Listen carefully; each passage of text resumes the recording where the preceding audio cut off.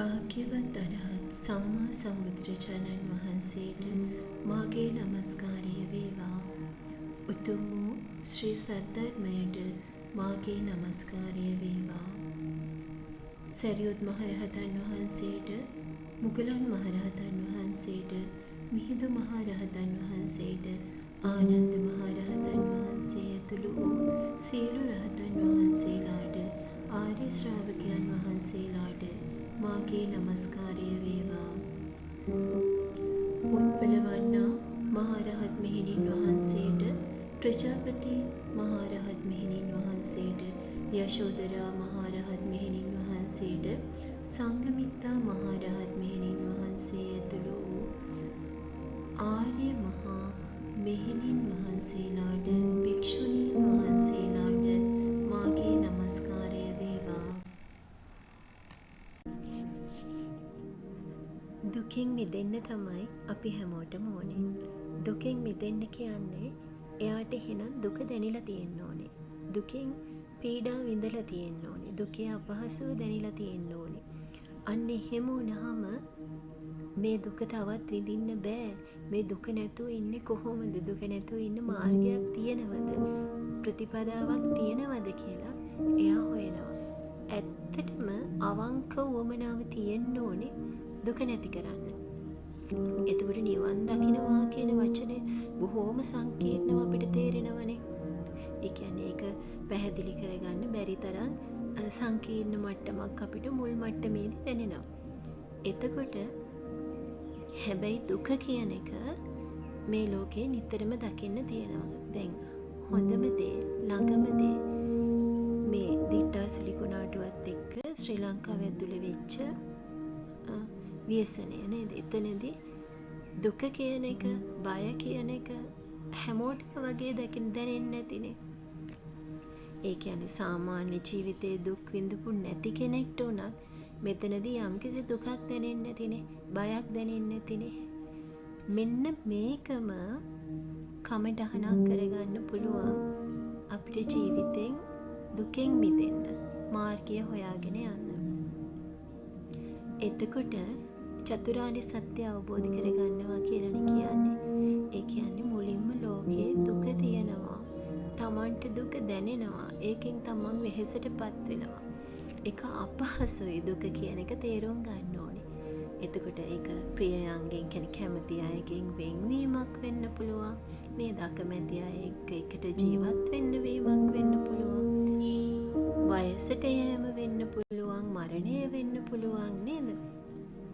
ඔය විදිහට ලෙඩවීමෙන් ඔය මොනවා හරි දෙයකින් අපිට දුක දැනෙනවා නම්, දුක දැනෙලා තියෙනවා නම්, ඊගාවට අවංක වමනාවක් තියෙනවා නම් මේ දුක දැනෙන එක නැති කරන්න, එයාට මේ ගමන යන්න පුළුවන්.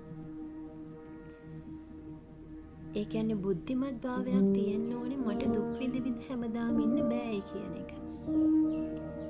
දැන් දුක් විඳින්න හැමදාම ඉන්න බෑ කියුවාම දැන් ඊගාවට චතුරාර්ය සත්‍යය ඉන්නේ. දුක නැති දුකට හේතුවනේ. දුකට හේතුව අපිට එක එක මට්ටම් වලදී එක එක විදිහට තේරෙනවා. අරයා මට බැන්න හින්දා මට දුක හිතුණා. අරයා මාව දාලා ගිය හින්දා මට දුක හිතුණා. අරයා මට ගැහුව නිසා දුක හිතුණා. අරයා මට මේ දේ දුන්නේ නැති හින්දා දුක හිතුණා. එහෙම තමයි අපිට මුලින්ම හිතෙන්නේ. ඊට පස්සේ අපි ඕක චුට්ට එනවා අපේ පැත්තටම. අපි හිතන විදිහ වෙනස් කරගත්තොත් අපිට දුක් හිතෙන්නේ නැතුව ඉන්න පුළුවන් කියන. අනිත් කෙනා මොනවා කිව්වත් අපි හිත ශක්තිමත්ව තියාගත්තොත් ඕක සමහර විට කෙනෙක් හිත හයිය කරගෙන නිකන් සාමාන්‍ය මට්ටමින්, ලෞකික මට්ටමිනුත් හිත තද කරගෙන දුක හිතෙන්නේ නැතුව ඉන්න කෙනෙක් ඉන්නත් පුළුවන්. ඒකට අවබෝධයෙන්ම දුක අතාරින කෙනෙක් ඉන්නත් පුළුවන්. දැන් ඔහොම යනකොට දෙවනියට හම්බෙන්නේ දුකට හේතුවනේ. දැන් ඔය කිව්ව විදිහට ඔය දුකට හේතුව ඇත්තටම කවුරු හරි බැන්න එකද? එහෙම නැත්නම් අපිට හිතුන එකද? එහෙම කියලා අපි හොය ඉන්නකොට එක තැනකදී ඔය පාරේ යනකොට මේක හොයාගෙන යනකොට එක තැනකදී හම්බ වෙනවා අපි මේ ඇත්ත නොදන්නාකම හින්දා තමයි අපිට දුක හිතෙන්නේ. හිතෙන්නේ කියලා. අපි මේ ලෝකේ තියෙන ඇත්ත දන්නේ නැති හින්දා තමයි අපිට දුක හිතෙන්නේ කියලා. හැබැයි මේක එකපාරේ හිතෙන්නේ නැහැ. තව කෙනෙක් කියනව ඇහුණා කියලා හිතෙන්නෙත් නැහැ. යම් කිසි දවසක් එනවා Tamanටම තේරෙන. දැන් ඒ තේරෙන තැනට එනකම් අපිට යන්න පාරක් තියෙනවනේ. එතකොට ඒ පාරේ මොකද්ද? ඒ පාරේ තමයි මුලින්ම අපි සිල්වත් වෙන්න ඕනේ. භාවනා කරන්න හරි කියන්නකෝ. දැන් ඔන්න ඇහෙට ගොඩාක් දේවල් දැකලා ඉන්නවා. ඊට පස්සේ කියන්නේ අපි හිතමුකෝ ටීවී එකේ ටෙලි නාට්‍ය බලලා, ෆිල්ම් බලලා දවස පුරා කොයි හරි ට්‍රිප් එකක් ගිහින් හරි ඇවිදලා අපි ඇහැට ගොඩාක් ඇහැ හරහා තොරතුරු ගොඩාක් ඔළුවට දාගෙන තියෙනවා. ඊට පස්සේ සින්දු ගොඩාක් අහලා හරි ඕපාදූප ගොඩාක් හරි මොනා හරි අපි ගොඩාක් කන හරහා තොරතුරු අරගෙන තියෙනවා. ඊට පස්සේ අපි ශරීරය හරහා ස්පර්ශයෙන් අපි ශරීරය හරහා ගොඩාක් තොරතුරු ඇතුළට දාගෙන වින්දනයක් හෝ අපිට නැත්තම් වේදනාවක් හරි රිදීමක් හරි මොනා හරි දෙයකින්ද අපිට හිතට ගොඩාක් තොරතුරු ඇවිල්ලා තියෙනවා. එතකොට අපිට ලේසියෙන් දැන් නාසය දිවත් එහෙමයි. එතකොට අපිට දැන් ගොඩාක් තොරතුරු තියෙනකොට අපිට ලේසියෙන්ම හිත එකඟ කරගන්න පුළුවන්. දැන් මොන හරි කුණු ගොඩකට කුණු 1000ක් විතර මේක 1000ක් නෙමෙයි මිලියන ගාණක්. කෝටි ප්‍රකෝටි ගාණක් සිතුවිලි පහළ වෙනවනේ. අපි නිකන් සරලව තේරෙන්න ගත්තොත් එහෙම 100ක් කුණු තියෙන තැනකද කුණු ටික අයින් කරන්න ලේසි. කුණු 10ක් 15ක් තියෙන තැනකද නේද? ඒකට ගොඩාක් අපි සිල්වත් වෙන්නේ නැතුව, සිල්වත් කියන්නේ මේ සත්තු මරන්නේ නැතුව නේද? බොරු කියන්නේ නැතුව ඒ පන්සිල් පද පහමත් නෙමෙයි. හැබැයි පන්සිල් පද පහ මුලින්ම රකින්න ඕනේ ඉතින්. ඒ ටික රැක්කහම දැනෙනවා ලොකු කොන්ෆිඩන්ස් එකක්, ලොකු ආත්ම විශ්වාසයක්. කියන්නේ ආත්ම හිතේ මම නිවැරදි කෙනෙක් කියලා. කියන්නේ මම බොරුවෙන් ජීවත් වෙන්නේ නැහැ. මම සත්තුන්ට මිනිස්සුන්ට කායිකව හිරිහැර කරන්නේ නැහැ. මම මත්ද්‍රව්‍ය බීලා මගේ සිහිය විකල් කරගන්නේ නැහැ. එතකොට මගේ චරිතය හොඳයි. මේ විදිහට තේරුණාම ඒ කියන්නේ ඉස්සර කාලේ නෙමෙයි අතීතයේ තමන් අතින් දැන් අඟුලිමාල මහරහත් වහන්සේ පහළ වුණා නේද? එතකොට අම්බපාලි ගණිකාවක් වෙඳලා එයා මහරහත් භාවයට පත් වෙනවා. එතකොට ඒගොල්ලෝ කරපු වැරදි ගැන හරි නැත්තම් පීඩාවට පත් වෙච්ච ඒවා හරි දුක ගැනම හිතේ හිටියන දුකෙන් මිදෙන මාර්ගය වලට හම්බෙන්නේ නැහැ. එතකොට ආපහු අපි එතනටම આવොත් ඒ නිසා ඉතින් සිල් රැක්කේ නෑනේ යාලා නේද? පන්සිල් රැකින්න බැරි වුණ කාලයක් තිබුණානේ. හැබැයි පන්සිල් රකින්න කාලයක් ආවා. ඒ පන්සිල් වලට අමතරව දැන් මම නම් පන්සිල් රකින්නවා කියලා මේක අහන කෙනෙක්ට හිතෙන්න පුළුවන් නේ. හැබැයි ඇහැ ඕනවට වඩා පිනවනවා නම් ඒ කියන්නේ ලස්සන දේවල් බලන්න යනවා නම් රස දේවල් කන්න හිතෙනවා නම් අමාරුම දේ එක එක්කෙනාගෙන් එක එක්කෙනාට වෙනස් වෙන්න පුළුවන්. හැබැයි මට හිතුණා මට අමාරුම දේ දිව පිනවන එක නවත්තන්න කියලා. ඒ කියන්නේ අපිට එක එකව කන්න හිතෙනවා. කන්න හිතුනහම ඒ හිතෙන දේ නොකා ඉන්න අපහසුයිද? නැත්තම් පුළුවන්ද?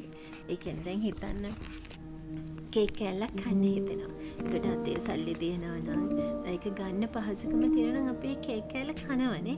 අපි ගමනක් යන අතරේ කියන්නකෝ අපිට මොකක් හරි ඩ්‍රින්ක් එකක් බොන්න ඕනි වෙනවා. එතකොට ඒක බොන්න හිතුනම අපි ඒක බොනවනේ. එතකොට ඊට වඩා මෙහාට ගියොත් මං කියන්නේ ප්‍රධාන කෑම වේල් 3 කන එක ගැන නෙමෙයි. අපි ආස හිතෙන දේවල් උයන්න ගියාම අපි ආස දේ උයනවනේ නේද? එතකොට ඒ කියන්නේ අපි කන්න ආස හිතෙන දේ අපි දිව කොහොම හරි පිනවනවා. එතකොට මේ විදිහට අපි පංචේන්ද්‍රයන් පහේ සීලය රැක්කේ නැත්තම්, ඒ කියන්නේ හික්මීමක් තිබුණේ නැත්තම් අපහසුයි සමාධියට හිත ගන්න. ඒක අර මං ඉස්සෙල්ලා උදාහරණේ කියපු දේ ආයෙත් මතක් කරගන්න. අමාරුයි. එතකොට ඉන්ෆර්මේෂන් වැඩි. ඒ නිසා අද භාවනා කරන්න හිතනවා නම්, නැත්නම් හෙට භාවනා කරන්න හිතනවා නම් පොඩ්ඩක් සින්දු බලන එක නවත්තන්න. ටෙලි ඩ්‍රාමාස් බලන එක නවත්තන්න. ඊට පස්සේ ඕපාදූප කතා කරන එක, හිස් වචන කතා කරන එක, පරුෂ වචන කතා කරන එක, ඒ වගේ දේවල් නතර කරන්න හිතලම.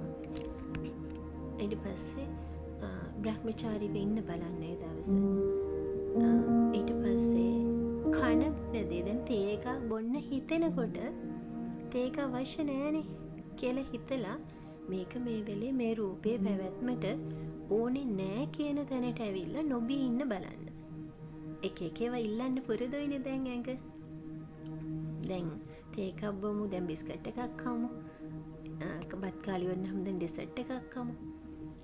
මේක කන්න බොන්න එපා නෙමෙයි, ජීවිතේ පැවැත්ම සඳහා අත්‍යවශ්‍යයි සහ විධිමත්ව ආහාර ගන්න ඕනේ. ඒක නිසා තමයි විකාල භෝජනා කියලා එකක් එන්නේ, සිල්පදයක් පැනවෙන්නේ නේද? ඕනෝනේ හිතන දේ කන්නේ නැහැ අපි. එතකොට ඒ විදිහට හිටියාම සීලේ එතනින් හදාගන්න. එතන ඉඳලා ඒකට භාවනා කරන්න ගියාම අර වෙනදට දැන් මම කතා කරන්න වැඩියෙන්ම දන්නේ ආනාපාන සති භාවනාව ගැන. එතකොට මට අත්දැකීම තියෙනවා අර සාමාන්‍ය ජීවිතේ, කාර්යබහුල ජීවිතය ඇතුලේ ඉඳලා භාවනා කරන දවසකට වඩා අර විදිහට පංචේන්ද්‍රයන් සීලයකින් පාලනය වෙච්ච දවසක භාවනා කරනකොට හිත එකඟ වැඩි කියලා. එතකොට දුක නැති කිරීමේ මාර්ගයේ මුලින්ම අපි සීලය තමයි හදාගන්න ඕනේ. ඊගාවට මට එක දිගටම මේ දේ කියාගෙන යනකොට ඔයගොල්ලන්ට උනත් අහගෙන ඉන්න අපහසු නිසා පිළිවෙලට අහගෙන යන්න.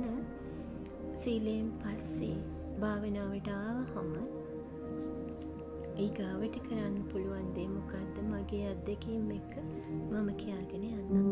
ඔයාලා හැමෝටම තෙරුවන් සරණයි. පළවෙනි පියවර අදම පටන් ගන්න. පමා වෙන්න එපා චුට්ටක්වත්.